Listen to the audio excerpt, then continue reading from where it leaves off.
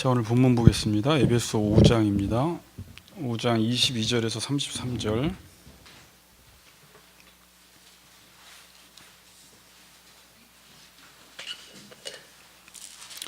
조명이 어떻게 어둡네요. 자, 5장 22절에서 33절.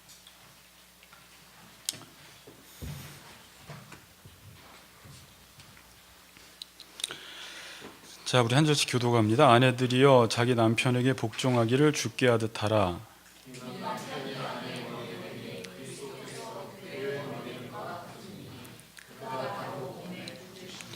그러므로 교회가 그리스도에게 하듯 아내들도 범사에 자기 남편에게 복종할지니라.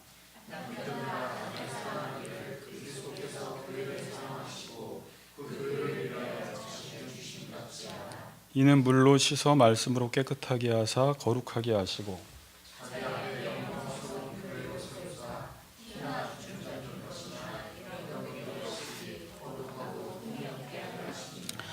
이와 같이 남편들도 자기 아내 사랑하기를 자기 자신과 같이 할지니 자기 아내를 사랑하는 자는 자기를 사랑하는 것이라.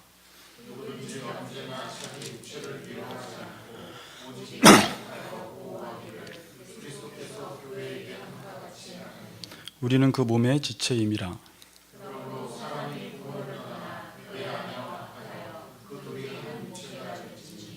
이 비밀이 크도다. 나는 그리스도와 교회에 대하여 말하노라.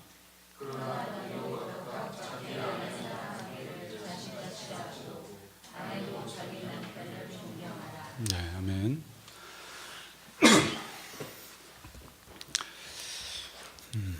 자, 우리 먼저 인사합시다. 내 자리를 잘 지킵시다. 이렇게 인사합니다. 내 자리를 잘 지킵시다. 네.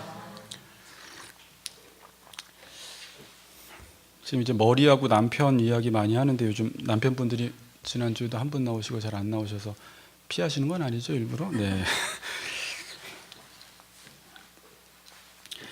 지난 시간, 그러니까 2주 전, 그러니까 2번 하고 오늘 하고 지금 제가 앞으로 한두 번 더 합니다. 그래서 이제 전체 이 본문을 정리하니까 앞에 부분을 이렇게 염두하시면서 여러분들이 따라오셔야 돼요. 그래서 모르시면 그 전 거를 꼭 들으시고, 제가 전체의 그림 큰 것을 하나를 그려내면서 남편과 아내와의 역할 문제에 대해서 말씀을 하는데, 이게 그렇게 단순한 문제가 아니라 이건 성경 전체를 말씀하고 있고 복음 전체를 말하고 있고, 하나님이 우리에게 무슨 말씀을 하시는지를 이 남편과 아내와의 관계를 통해서 다 압축해서 말씀하기 때문에 단순하게 다룰 게 아니라 여러분들도 같이 그림을 그려가면서 보시면 좋을 것 같아요. 자, 오늘은 남편과 아내의 역할입니다. 다음번에는 남편과 아내의 역할을 맡아서 감당할 때 이제 오늘 여러 가지 어려움들이나 구체적인 것들을 다루고, 오늘은 이제 그냥 역할 문제가 이제 요즘 심각하기 때문에 이 부분만 먼저 다루도록 하겠습니다. 자, 우리가 사용하는 단어 중에 잘못된 것이 많이 있지만 그 중에 흔하게 잘못 사용하는 단어가 이 다르다와 틀리다라는 단어입니다. 많은 사람들이 다르다와 틀리다라는 이 단어를 많이 혼란스러워하며 사용하는 경우를 많이 보게 돼요. 보통 이제 다르다라고 말해야 할 경우에 이 틀리다라고 말하는 사람들이 많아요. 오늘 한번 여러분이 주의 깊게 TV나 드라마나 주변 사람들이 이야기하는 것들을 보면 분명히 다르다라고 말을 해야 되는데 틀리다라고 말하는 경우를 많이 보게 됩니다. 자, 다르다와 틀리다의 차이점은, 이 틀리다라는 말은 이 사전적 의미로 옳은 것이나 표준적인 상태가 아닌 것이 되다라는 거예요. 간단한 말이에요. 옳은 것이 있는데 그 옳은 것에서 빗나갈 때 틀렸다, 이렇게 말을 하는 것입니다. 그러니까 이제 물론 이건 어려워요. 옳은 게 뭔 줄 알아야지 틀렸다라고 말을 할 수 있기 때문에. 그러나 어쨌든 사전적인 의미는 옳은 것이나 표준적인 상태가 아닌 것이 되는 상태. 다르다라는 것은 쉽습니다. 그냥 같지 않은 것입니다. 같지 않은 것. 내 코와 그 사람의 코는 틀려, 이렇게 말하면 안 돼요.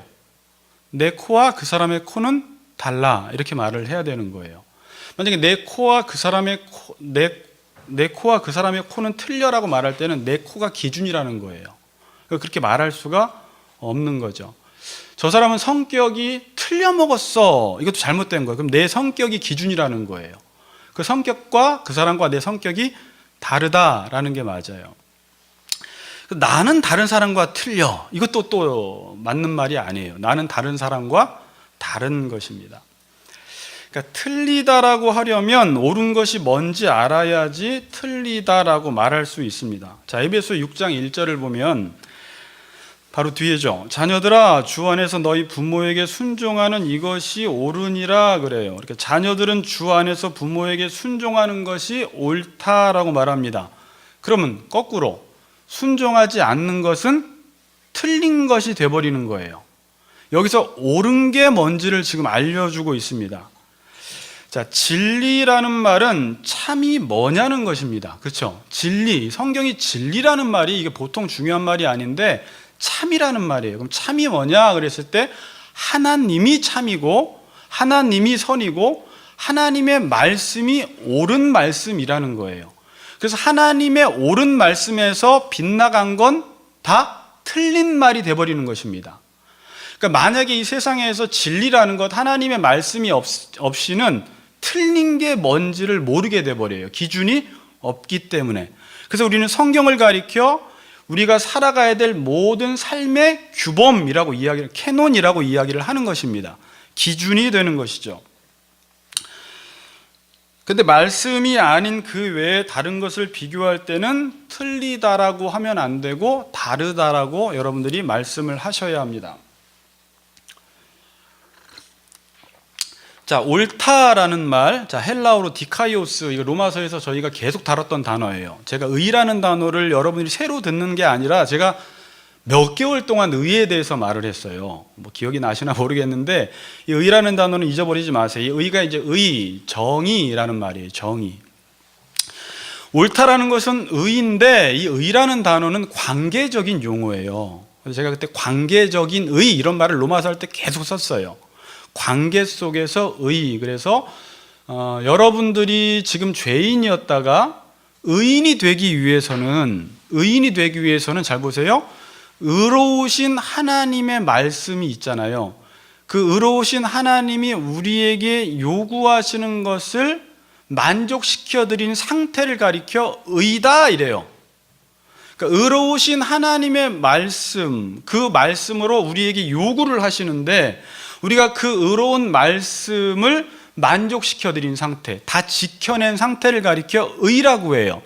그래서 죄인에서 의인이 된다라는 문제는 쉬운 문제가 아닌데 내가 그 하나님의 의로운 말씀을 다 지켜야지 의인이 되는 것인데 우리 스스로는 의인이 될 수 없는데 예수님께서 이 땅에 오셔서 우리 죄를 대신해서 죽으시고 그가 의를 이루심으로 그 의를 우리에게 전가하심으로 우리가 공짜로 이게 복음인데 의인이 된 것입니다. 자, 이건 이 얘기하려고 그러는 게 아니라 의라는 것은 하나님께서 우리에게 의로운 말씀인데 그 의로운 말씀을 요구하셨을 때 그 말씀을 충족시켜드린 상태를 가리켜 의라고 말을 해요. 그러니까 제가 말씀드리고 싶은 건 의라는 것은 단독적으로 쓰이지 않고 관계적 의미로 의가 쓰여진다라는 것입니다. 그러니까 하나님과 우리와 바른 관계를 맺는다라는 것은 이 세상에서 모든 피조물과 바른 관계를 맺는 것이에요. 자, 이건 지난 시간에 하나님의 말씀으로 이 세상을 창조했고 하나님의 말씀으로 이 세상의 모든 관계와 질서를 정하셨기 때문에 하나님의 말씀대로 산다는 것은 의롭게 산다라는 것은 이 세상에 있는 관계와 질서대로 사는 게 의롭게 사는 거예요. 그래서 하나님을 사랑하는 것은 이웃을 사랑하는 것으로 나타나는 거예요. 그래서 이런 말을 하는 거예요. 왜냐하면 하나님 말씀 자체가, 그 하나님 말씀의 내용 자체가 이 세상을 사랑하라는 내용이기 때문에 하나님의 말씀을 지키면 당연히 모든 관계 속에서 사랑하는 삶을 살게 되어 있어요. 왜냐하면 말씀 자체의 내용이 관계 속에서 바른 관계를 맺으라는 내용이기 때문에. 그래서 이거와 이것은 동떨어질 수가 없는 것입니다. 그러니까 의라는 것은 관계적인 용어고 관계적인 의입니다. 그럼 내가 이제 하나님 말씀대로 살겠습니다 라는 것은 지금 이 땅에서 하나님이 창조한 모든 관계와 질서, 그 바른 관계를 맺고 사는 것이 의라는 거예요.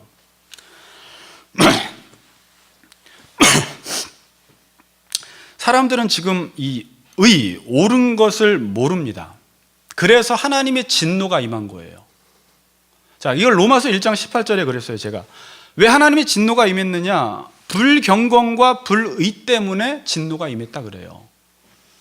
그러니까 하나님께서 정해주신 관계대로 살아야 되는데 그렇게 살지 않으면 죽는다라는 거예요. 그러니까 이 말은 뭐냐면요, 그 관계대로 살지 않으면 너희 죽여버릴 거야, 그 말이 아니라 여러분 자체가 그 관계대로 살지 않으면 그냥 죽어요. 그냥 죽을 수밖에 없어요. 인간은 그 관계대로 살지 않으면 자유라는 게 뭐라고 했어요? 하나님 말씀대로 사는 걸 자유라고 했는데 그 말씀대로 살지 않으면 너희들 죽일 거야? 아, 왜 죽이지? 이게 아니라 내가 그렇게 살면 내가 그냥 죽음을 맛보면서 사는 거예요. 관계를 벗어나서 살면. 자, 그런데 어떤 대상과 대상의 관계가 있는데 그 관계가 의입니다. 이게 옳은 것입니다. 그래서 그 관계에서 벗어났을 땐 옳지 않다, 틀렸다라고 말합니다. 그런데 관계와 관계를 맺고 있는 대상과 대상은 달라요. 무슨 말인지 알겠죠? 대상과 대상이 맺고 있는 관계는 옳은 게 있고 옳은 것에서 벗어나면 틀린 건데 그냥 그 A라는 대상과 B라는 대상 자체는 다를 수밖에 없다라는 것입니다. 그렇죠? 네, 이해하시죠? 그러니까 손과 입이 있는데 손이 이쁘고 손 같지 않다고 해서 틀렸다고 하면 안 되고 다르다라고 말을 해야 돼요. 대상과 대상은 같은 게 없어요. 다 달라요. 손과 입이 관계가 있는데 근데 관계가 엇나간 것은 틀린 것입니다. 그래서 손이 이쁘고 손가락이 없다고 해서 틀렸다고 하면 안 되고 입이 손 보고 입술이 없다고 해서 틀렸다고 하면 안 되는 것입니다. 정리합니다. 대상과 대상의 바른 관계가 있는데 이것을 의라고 합니다. 이게 옳은 거예요. 이건 하나님이 정해주신 거라 하나님 모르는 사람은 이 옳은 걸 몰라서 관계와 관계 속에 어떻게 지내야 할지를 모릅니다.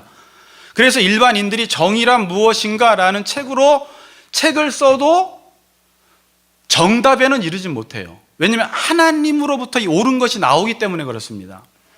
그런데 대상과 대상은 다른 거예요. 이렇게 지금 먼저 개념을 잡으시고 들어갑시다.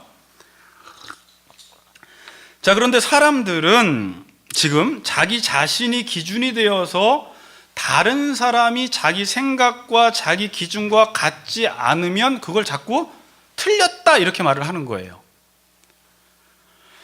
인간은 이 둘 사이에 옳은 관계가 분명히 있는데 이 둘 사이에 옳은 관계가 무엇인지 모르게 되면 어떤 한 사람이 자꾸 기준이 되려고 해요. 누가? 힘이 있는 사람이 기준이 되든지 권력이 있는 사람이 기준이 되든지 지식이 있는 사람이 기준이 되든지 그래서 자꾸 자기가 기준이 되기 위한 싸움을 해나가서 많은 사람들이 자기 자신에게 맞춰주기를 원하는 게 잘못된 다스림이에요. 그러면 지금도 우리가 어떤 사람이 힘이 있고 지식이 있고 능력이 있으니까 계속 그 사람에게 맞춰서 하는데 지금 이 사람도 지금 마음속에 무슨 생각을 품고 있냐면 더러워서 못 살겠네, 내가 빨리 힘을 기르고 지식을 길러서 능력을 길러서 다른 사람들이 나한테 맞춰 살도록 해야 되겠다라고 지금 하고 있어서 계속 이 세상은 이러한 왕의 싸움, 힘의 어떤 팽팽한 싸움을 지금 해나가고 있는 과정 중에 있는 것입니다. 그래서 삶이 피곤해요. 그럼 둘 사이의 옳은 관계를 어떻게 알 수 있는가? 자, 이게 중요한 질문이에요. 자, 제 말 잘 따라오시죠? 둘 사이에 그럼 옳은 관계를 어떻게 알 수 있는가라는 거예요. 자, 저와 노성도님이 학교에서 만났습니다. 그럼 옳은 관계가 뭐예요? 그냥 선후배 사이가 되는 거예요. 저와 노성도님이 군대에서 만나면 계급으로 만나게 되는 겁니다. 자, 옳은 관계가 무엇인지는 뭘로 알아요?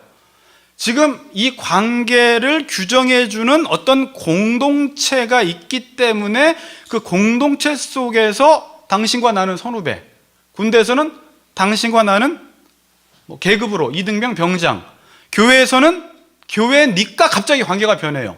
목사와 성도, 가정이라고 하니까 거기서는 형제, 이렇게 이제 관계가 바뀌어 나가는 것입니다. 그러니까 옳은 관계가 무엇인지 알기 위해서는 지금 이 옳은 관계를 규정해주는 공동체가 뭔지를 알아야지 관계가 뭐가 옳은지가 나와요. 근데 공동체가 없어져 버리면, 이 관계를 규정해 주는 공동체가 없어지면은 옳은 관계가 무엇인지를 모르게 됩니다.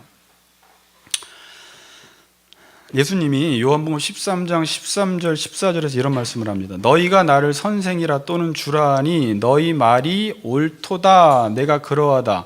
내가 주와 또는 선생이 되어 너희 발을 씻었으니 너희도 서로 발을 씻어주는 것이 옳으니라. 선생과 제자라고 네가 지금 말을 하고 있느냐? 그래, 맞다. 선생과 제자 사이에는 서로 발을 씻어주는 게 옳은 거다. 이렇게 지금 규정을 짓고 있는 것입니다. 자, 제가 옳다라는 단어를 찾다 보니까 이런 데가 나와요. 옳다. 그러니까 부모에게 순종하는 것이 옳다. 자, 그런데 인간과 인간 사이의 옳은 관계가 무엇인지 모른다는 것은 인간과 인간 사이를 묶고 있는 그 공동체가 무엇인지 모르기 때문에 정의가 뭔지에 대한 대답이 안 나오는 거예요. 자, 제가 하버드 대학교의 마이클 샌델 교수의 정의란 무엇인가를 요점 정리만 봤습니다. 다 안 읽고 요점 정리만 봤는데 이게 지금 사람들에게 많이 읽혀주고 있어요. 그래서 한 번 정도는 보시면 좋아요. 그냥 일반인들이 정의라는 것을 과연 어떻게 접근해 나가는가를 보면 되는 거예요. 막 거기에 막 너무 빨려 들어갈 필요도 없고 우리는 다 알고 있거든요. 이미 연구하지 않아도 답이 다 나와 있어요. 성경은요. 근데 일반인들이 하나님을 배제시켜 놓았을 때 이 정의라는 것을 과연 어떻게 정의를 내릴까냐라는 것입니다. 자, 이 책에서는 정의를 이해하는 세 가지 방식을 이렇게 말합니다. 첫째는 공리주의자, 둘째는 자유주의자, 셋째는 공동체주의자로 나눕니다. 공리주의는 최대 다수의 최대 행복을 추구하는 것, 그러니까 행복을 기준으로 선을 잡는 거예요. 최대한 많은 사람들이 행복한 게 선이다. 자유주의자는 최대한 많은 사람들이 자유로운 게 선이다. 근데 맨 마지막 공동체주의는 미덕을 키우고 공동선을 고민해라 그래요. 이분이 공동. 근데 이분이 정답은 내리지는 않지만, 자, 앞에 노성도님 그냥 오늘 재밌는데 좀 앞에 좀 봐주시고 다 좀 봐주세요. 저 고민 많이 했고요. 이거 잘 따라오시고 잘 배우면 부부 생활 속에 큰 유익이 있습니다. 그래서 뭐 이런 이야기는 재미없나요? 마이클 샌델 교수 이런 건요? 자, 그냥 한번 이분은 지금 무슨 얘기를 하는지 한번 들어보세요. 미덕을 키우고 공동선을 고민하는 것. 근데 이 저자는 지금 답은 내리지 않지만 자기는 이 세 번째 것을 추구한다. 그러니까 어떤 공동선 속에서 정의라는 것을 정의 내려야 된다는 거예요. 공동선에 의해서 옳은 게 무엇인지 우리는 생각을 해야 된다라는 거죠. 자유주의도 아니고 공리주의도 아니라는 거예요. 그러나 답들은 여러분들이 내세요 라고 해서 답은 말해주지 않는데 나는 세 번째를 이게 정의라고 생각을 한다라고 이분은 말을 합니다. 그럼 뭐냐면 정의를 위해서는 공동선이 있어야 합니다. 공동선이 있어야 관계를 맺어요. 이게 뭐냐면 아까 군대라는 게 있어야지 군대 안에서 관계를 맺을 수 있다 이 말이에요. 이게 맞아요. 그래서 근데 이 세상은 하나님을 모르면 그럼 공동선을 뭘로 잡을 거냐 이거예요. 행복 아닌 것 같다. 자유 아닌 것 같다. 왜 여기서는 자꾸 인권이 파괴돼요. 인간의 가치가 존중되지 않아요. 가장 인간의 가치가 존중되는 공동선은 과연 뭐냐? 성경은 그것이 하나님이다. 말씀이다 라고 말을 하는 것입니다. 그래서 지금 성경은 말씀과 하나님에 의해서 관계를 정한 거예요. 아시겠어요? 하나님을 공동선으로 놓고 관계를 정한 거예요. 자, 그러면 이 관계대로만 살아가면 하나님이 되는 거예요. 자, 군대는요, 군대의 관계대로만 살면 군대가 되는 거예요. 군대라고 해놓고 군대가 정해준 관계대로 살지 않으면 여기는 군대가 아닌 게 돼버려요. 자, 무슨 말인지 알겠죠? 학교는 학교가 정해준 관계대로 살아야지 그 집단이 진짜 학교가 돼요. 학교라고 말은 해놓고 그 관계가 개판이면 학교인데 학교가 아닌 거예요. 하나님이라는 기준으로 하나님이 모든 관계들을 다 정했기 때문에 그 관계대로 살면 하나님이 드러나게 되어 있어요. 이 세상이 하나님이 돼버려요. 그냥 근데 그렇게 살지 않으면 하나님이 드러나질 않아요. 이 구조로 지금 하나님이 세상을 창조하신 거예요. 그래서 너희들이 착한 행실을 하고 하나님의 말씀대로 살면 하나님께 영광이 된다, 이렇게 말을 하는 거예요. 그래서 소위문답 1번에서 사람의 제일 되는 목적이 뭐냐? 하나님을 드러내는 것인데 어떻게 드러낼 수 있느냐? 이 문에서는 신구약 성경을 유일한 규범과 규칙을 가지고 관계를 맺고 사랑하는 삶을 살면 반드시 하나님의 영광이 드러난다. 그리고 너희들도 완성이 된다. 그래서 온 세계가 통일이 된다 라는 것으로 소위문답 1, 2문의 이 모든 걸 정리를 끝내버려요. 그냥 그렇게 깊은 의미가 있어요.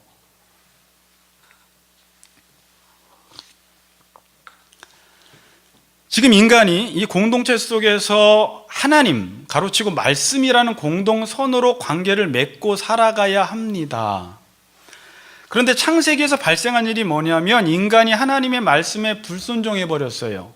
이건 뭐냐면 우리가 공동선을 없애버린 것입니다. 자, 공동선을 없애버렸어요.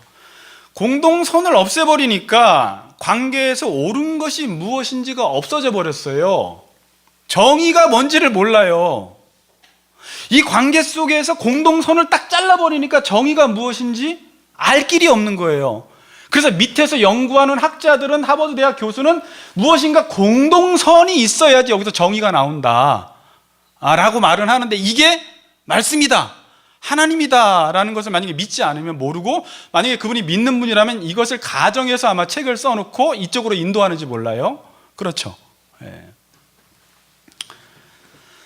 공동선을 없애버리면 어떻게 되냐면 자기 스스로가 하나님처럼 된다고 했으면 자기가 다 공동선이 돼버리는 거예요.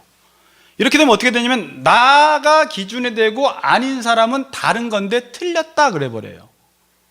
틀렸다. 모든 사람들이 자신이 하나님이라는 것입니다. 자신이 옳다라는 것입니다. 자신의 생각이 맞다라는 거예요. 그래서 자신의 생각과 맞지 않으면 다른 게 아니라 틀린 게 돼버려요. 물론 여러분들 안에 진리가 있으면, 목사 안에 옳은 게 있으면 이렇게 말은 할 수 있어요. 저와 당신 생각이 같지 않은 건 당신이 틀렸다라고 말할 수 있어요. 어떤 경우에 내 생각이 아니라 내 지식이 머리로 가득 차서, 하나님 머리로 차서 제가 성경으로 여러분들에게 정확하게 근거가 분명하다면 대화를 하다가도 이건 당신이 틀린 것입니다라고 말할 수 있겠지만, 둘 다 믿지 않는 사람이고 성경을 근거로 해서 대화를 하지 않을 경우에는 틀렸다라고 말할 수가 없어요. 무슨 말인지 알죠? 그 가운데 말씀에 근접한 사람이 옳은 사람이 돼버리는 거예요. 힘이 센 사람이 옳고 지식이 많다고 옳은 게 아니라 얼마나 공동선을 지향하고 추구하고 있느냐가 옳은 게 돼버리는 거예요. 머리와 몸이 있습니다. 머리가 있을 때는 공동선이 머리였습니다. 그래서 머리에 의해서 모든 몸들이 관계를 맺었어요. 그렇죠? 머리에 의해서 모든 몸들이 관계를 맺는데, 머리를 잘라버리면 공동선이 없어집니다. 그러면 어떤 현상이 일어나느냐? 손이 오르냐, 발이 오르냐, 입이 오르냐, 엉덩이가 오르냐, 심장이 오르냐, 싸우기 시작합니다. 여기서 옳은 것은 없습니다. 어떤 것으로도 기준을 잡을 수가 없어요. 만일 한 지체를 기준으로 잡아버리면 그 순간 공동체는 깨져버립니다. 손을 기준으로 잡아버리면 손에 근접한 사람만 유익을 얻어요. 그러니까 손이 기준이 되든지 발이 기준이 되든지 엉덩이가 기준이 되든지 심장이 기준이 되든지 누가 기준이 되면 그 공동체는 깨져버리게 되어 있어요. 모든 지체를 다 포괄할 수 있는 힘이 이 지체들 가운데는 없습니다. 그렇죠? 그래서 분명히 누군가 피해자가 나타나게 되어 있어요. 그래서 성경에 보면 인간들 중에 왕이 세워지면 그 공동체는 깨질 수밖에 없다고 하나님께서 경고하세요. 뭐라고요? 만일 너희들 중에 하나님이 왕이 아니라 인간들 중에 그 어떤 인간도 왕이 되면 그 공동체는 편협되게 되어 있고 깨질 수밖에 없다라는 거예요. 왜? 그 왕에 의해서, 왕의 기준은 공동선을 어느 정도는 지향하지만 완벽하지 않기 때문에 문재인 대통령이 되면 진보 쪽의 사람들, 홍준표 씨가 대통령이 되면 그쪽 사람들, 이게 통합을 못 시켜버리는 거예요. 분명히 소외되는 사람이 생기는 거예요, 인간이 왕이 되면. 그런데 사무엘상에 보니까 그때 그런 말씀하시죠. 자꾸 왕을 세워달라고 이야기해요. 하나님, 우리도 이방인들처럼 왕을 좀 세워주세요. 그런데 하나님은 아셨어요. 만약에 인간 왕이 세워지면 그 인간 왕은 너희들을 학대할 것이다. 경고를 하는데도 그래도 세워주세요. 그리고 하나님이 경고하는 내용이 사무엘상 8장에 나옵니다. 읽어봅시다. 사무엘상 8장 14, 18절 같이 읽겠습니다. 시작.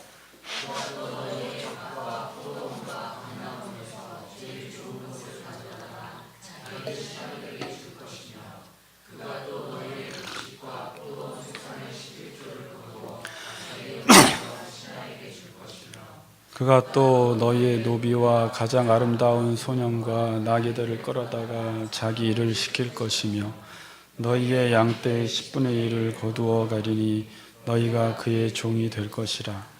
그날에 너희는 너희가 택한 왕으로 말미암아 부르짖되 그날에 여호와께서 너희에게 응답하지 아니하시리라. 네. 너희 반드시 왕 세워놓으면 그 왕 때문에 나한테 반드시 부르짖을 텐데 그날에 여호와께서 응답 안 하겠다. 그건 너희들이 세워달래서 그 왕 때문에 너희들이 지금 학대와 고통을 당하고 있는 거다. 그래서 하나님은 반드시 왕을 세우면 그 왕은 율법책을 옆에 놔야지 왕이 돼요. 이 율법책으로 나라를 다스려야 된다는 거예요. 이게 공동선이기 때문에. 그래야지 모든 백성이 평안하고 행복하지. 만일 왕이 율법책을 끼지 않고 자신의 생각과 자신의 기준으로 다스리면 오늘 여기에 나온 본문 말씀처럼 다 이런 내용이에요. 너희 것을 가져다가 자기 신하들과 관리에게 줄 것이다. 너희 것을 가져다가 그 왕의 측근들만 행복하게 만들 것이다. 아마 이렇게 지금 말을 하는 거예요. 계속 너희 것을 가져다가 너희 것을 끌어다가 너희는 그의 종이 될 것이다. 결국 그 사람의 왕권을 유지하기 위한 종노릇밖에 못할 것이다 라고 지금 경고하고 있습니다.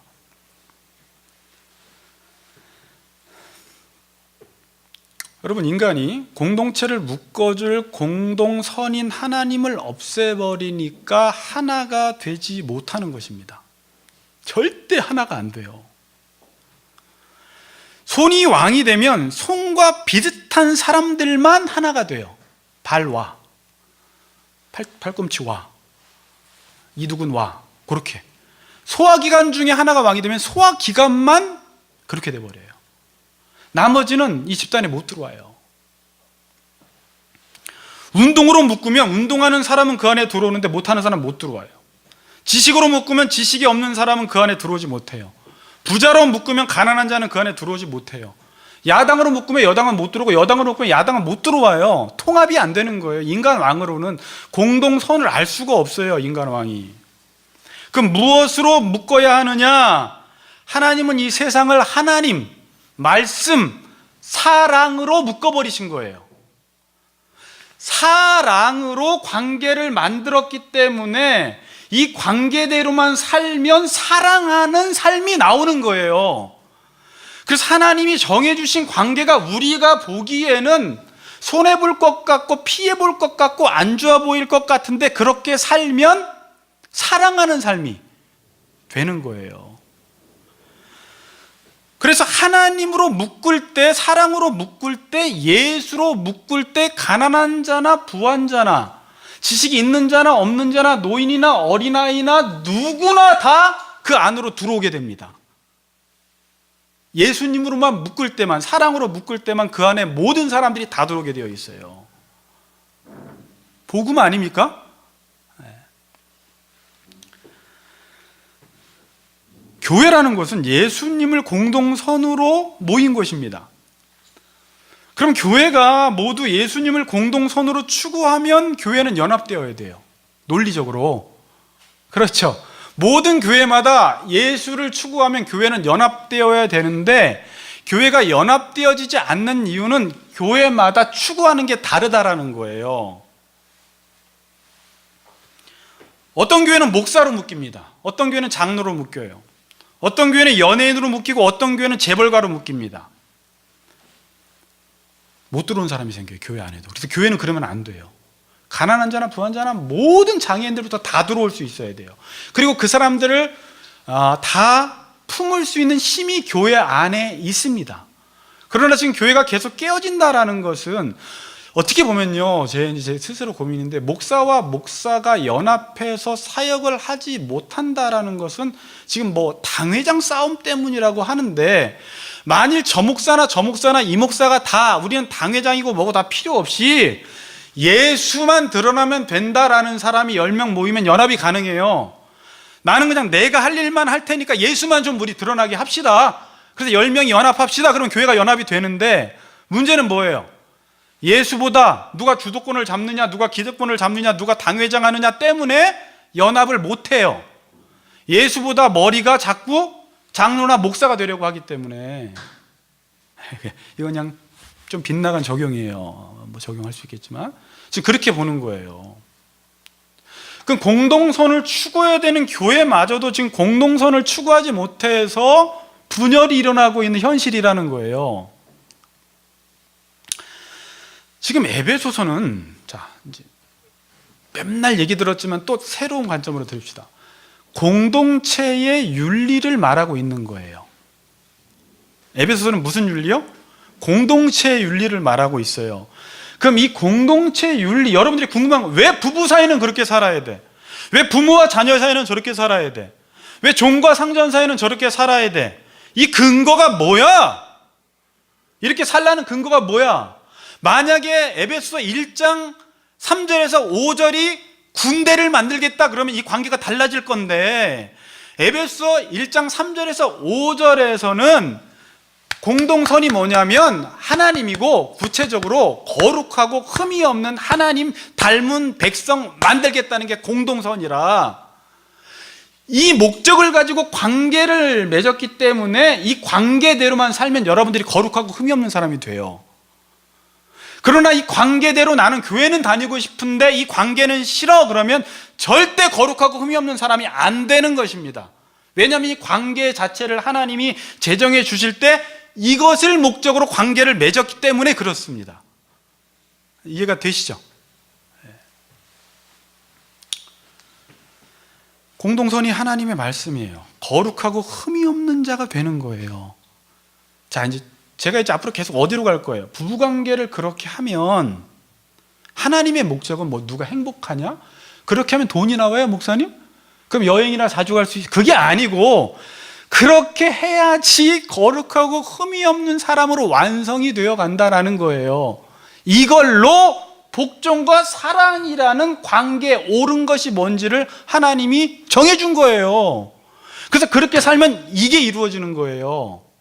그래서 부부 관계를 맺어도 다른 목적을 가지고 있으면 이걸 내팽개칩니다. 옳은 것을. 그렇게 되겠죠? 남편과 아내는 독립적으로 존재합니까? 공동체로 존재합니까? 저는 이 질문이 너무 중요하다고 생각해요. 남편과 아내를 독립적인 개념으로 봐야 되느냐, 공동체로 봐야 되느냐에 따라서 부부간의 윤리가 달라져 버려요.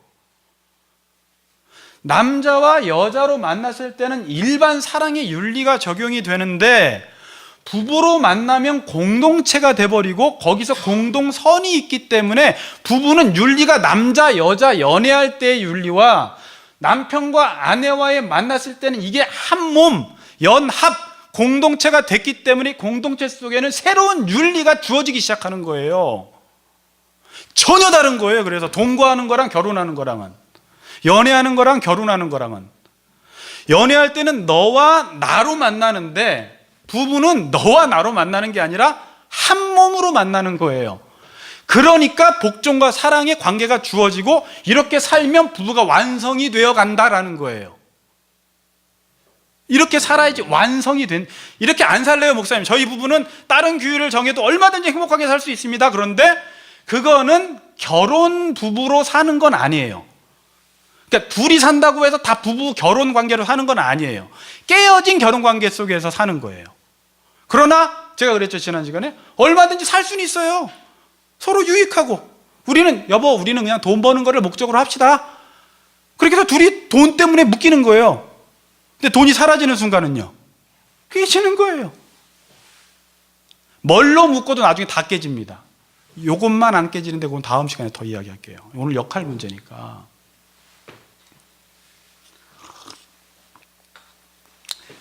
남자와 여자에게 적용되는 윤리와 부부에게 적용되는 윤리는 다를 수밖에 없습니다. 왜냐하면 부부는 공동체이기 때문에. 연합했다, 한몸 됐다 그래요. 그럼 여기에도 반드시 공동선이라는 게 있습니다.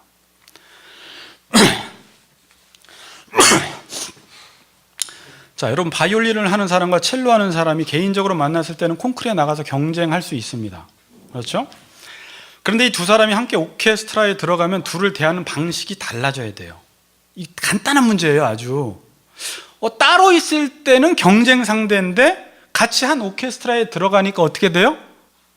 이제는 경쟁 상대가 아니에요.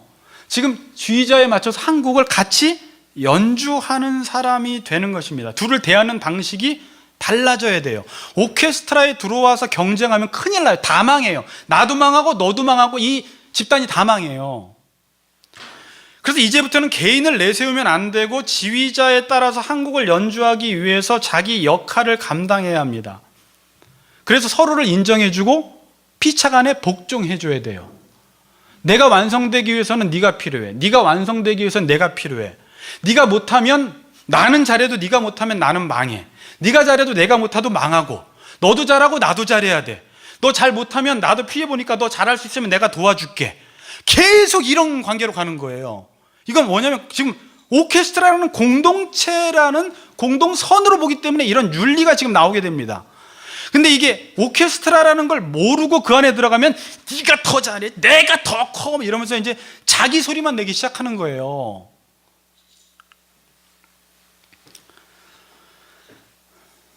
부부가 서로 이기려고 하고 우위에 서려고 하고 대결 구도로 가면 여기서는 둘 다 망합니다. 왜냐하면 부부는 둘이 아니라 하나이기 때문에 그래요.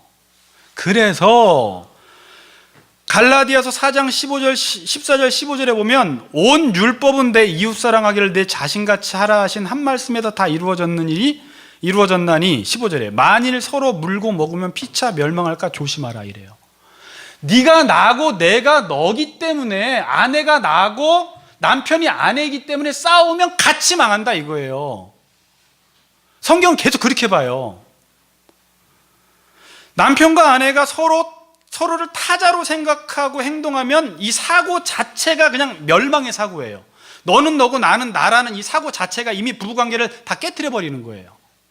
하나로 못 보는 이 사고 자체가.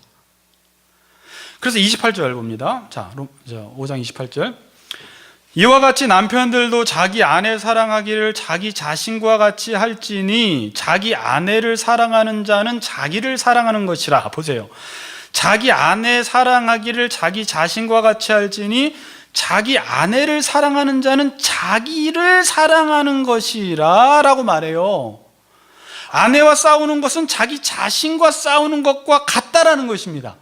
그래서 아내와 싸우면 이겼다가 아니라 내가 아파. 남편과 싸워서 이겨도 아파. 왜? 한 몸이기 때문에 그래요. 아내는 타자가 아니에요. 남편도 타자가 아니에요. 나예요. 나 한 몸. 또 하나 질문 던질게요. 이게 막 이걸로만 설명하는데 이거 오케스트라랑 같이 막 비교하니까 이게 쉬워지더라고요. 자, 오케스트라에서 연주를 할 때 바이올린이 첼로 보고 자신에게 맞추라고 해야 합니까? 지휘자에게 맞추라고 해야 됩니까? 이거랑 똑같아요. 아내가 남편에게 나한테 맞추라고 하면 안 돼요. 어디다 맞추라고 그래야 돼요? 이거 나한테 맞추라는 것은 공동체로 보는 게 아니에요. 지휘자에게 맞추는 게 당신을 위한 거예요. 첼로 하는 사람이 바이올린 하는 사람한테 맞추라고 그러면 안 돼요.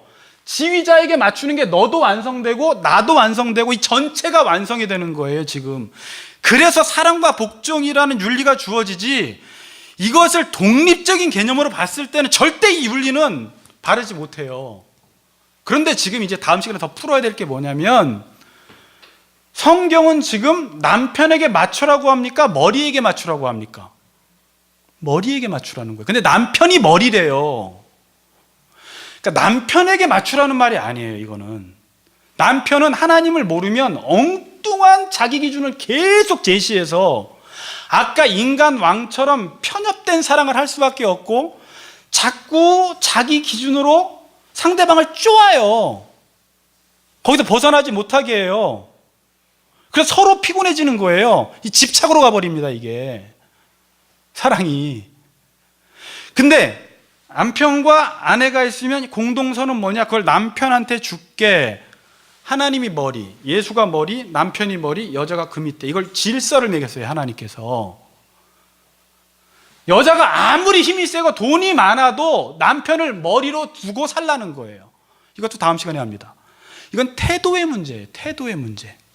내가 남편을 어떤 태도를 가지고 대하느냐. 아무 말이나 다 복종하라는 말이 아니에요.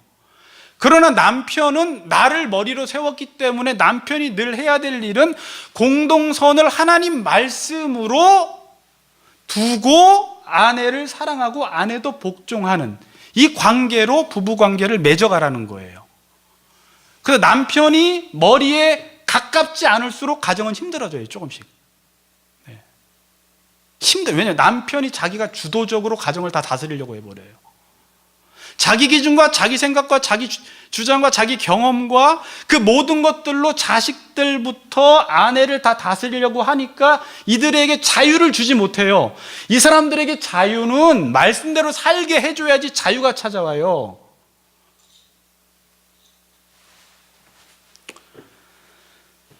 남편이 하나님의 말씀대로 살고 아내가 하나님 말씀대로 살면 질투해야 돼요? 질투하지 말아야 돼요? 질투할 필요가 없습니다. 왜냐하면 그렇게 할 때 상대가 나를 더 사랑하기 때문에 그래요. 첼로가 한 곡을 연주할 때 바이올린을 그게 위안게 돼버리는 거예요.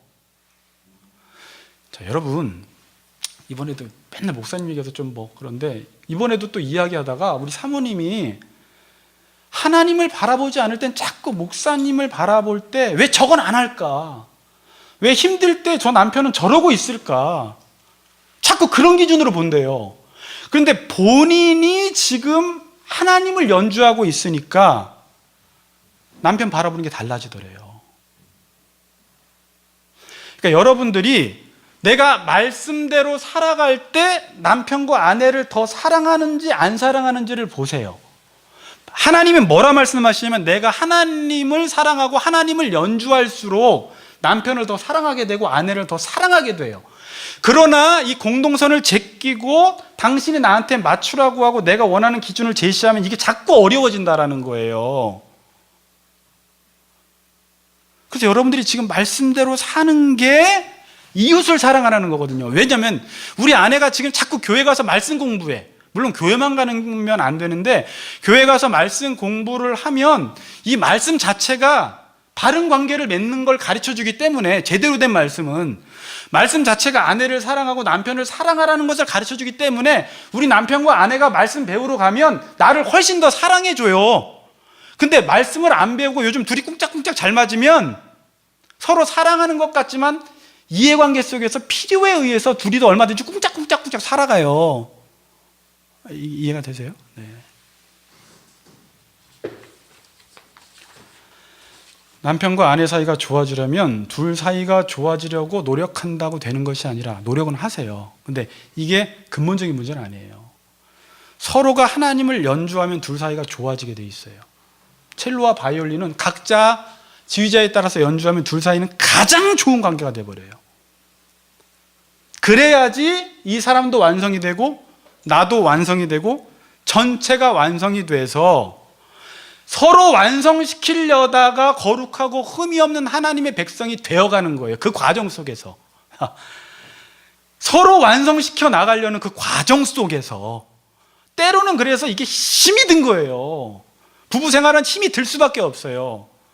그러니까 부부는 감정적 사랑으로 만나는 게 아니라 그 사람이 하나님 말씀대로 살아갈 수 있도록, 내가 하나님 말씀대로 살아갈 수 있도록, 상대방이 못하면 돕고 내가 못하면 상대방이 나를 돕고, 계속 십자가를 져주는 방식으로 말씀에 맞추어 살아가다가 우리도 모르는 사이에 거룩하고 흠이 없는 사람으로 깎여지기 시작하는 거예요. 그래서 이 두 부부 사이는 그 무엇도 갈라놓을 수가 없어요. 왜? 하나님의 말씀으로 묶였기 때문에.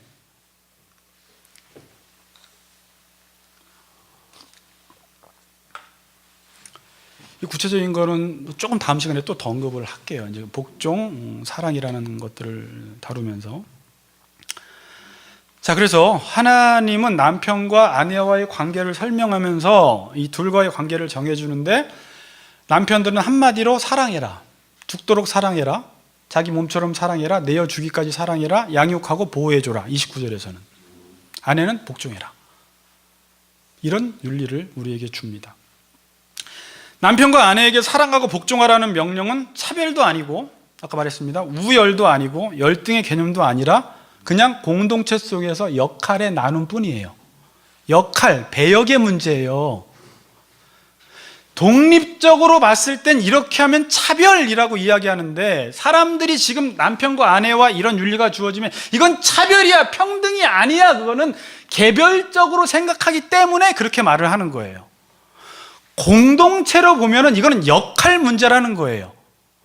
바이올린이 이걸 하고 첼로가 이걸 하고 징을 치고 플룻을 불고, 이건 차별이 아니라 역할 문제라는 거예요. 하나의 공동선을 이루기 위해서 역할을 다르게 배정한 거예요.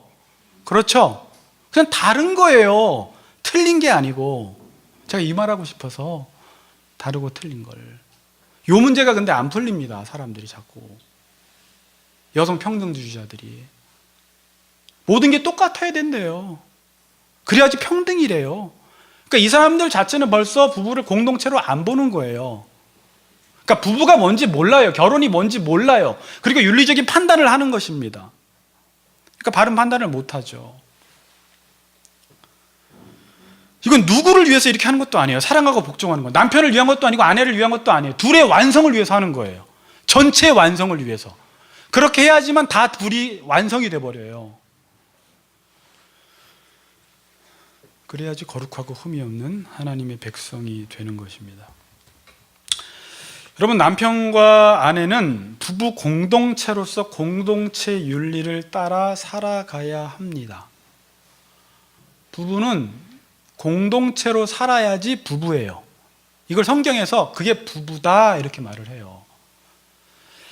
그러니까 결혼은 했지만 사랑과 복종의 관계로 살지 않으면 이건 남자와 여자가 만나서 서로 필요에 의해서 만난 것이지 엄밀히 이야기해서 결혼은 아니라는 것입니다.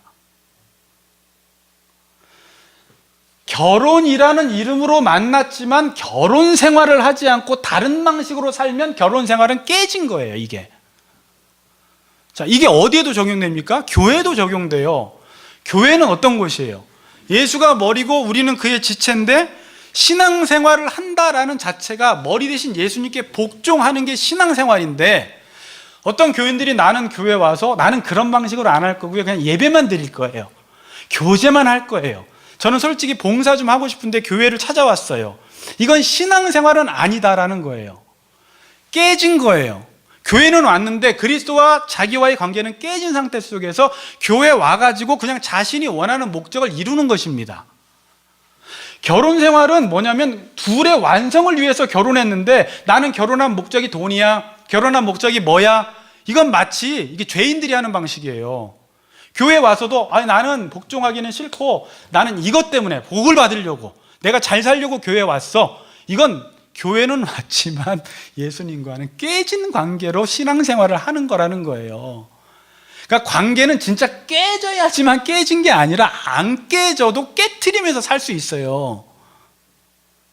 결혼인데 결혼관계로 안 살고, 신앙생활인데 신앙생활을 안 해. 근데 교회는 나와. 그러나 복종은 안 해. 다른 동기로 교회 나와. 깨졌다 이거예요. 이렇게 해서 지금 공동체가 다 깨져가는 거예요.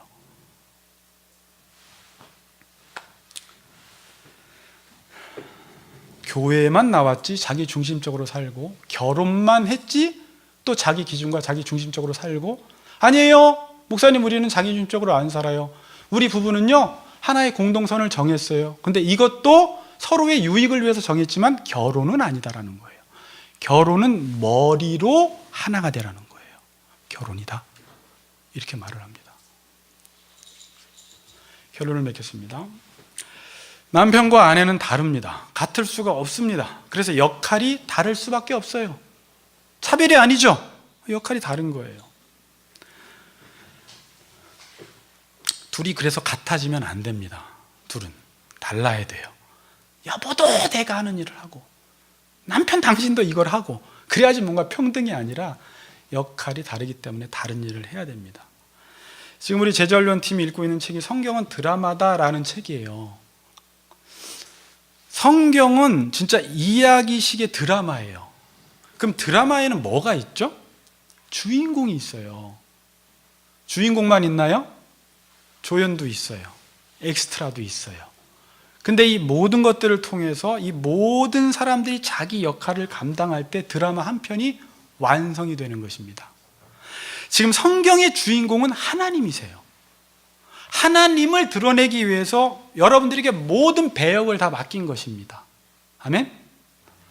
여러분들이 그래서 그 배역을 잘 감당하면 하나님만 드러나는 게 아니라 조연도 드러나고 엑스트라도 드러나고 드라마 한 편이 기가 막히게 완성이 돼요. 근데 세상은 자꾸 뭐 하라고 하냐면 나같이 이쁜 애가 주인공을 해야지 조연하고 있으면 돼? 이걸 자꾸 부추기는 거예요. 야, 너 언제까지 조연할 거야? 주인공 대 주인공. 그래서 서로 주인공 되려다가 다 망쳐버리는 거예요. 여러분, 인생이라는 건요, 이렇게 생각하세요. 성경은 드라마예요. 하나님이 지금 한 편의 드라마를 역사 속에 써내려 가십니다. 하나님이 주인공이고 하나님 나라가 주인이에요. 그래서 하나님이 여러분들에게 맡겨주신 배역대로 그 배역을 잘 충성스럽게 감당하면 멋진 드라마 하나가 나오고요, 여러분 인생도 기가 막힌 드라마가 돼요.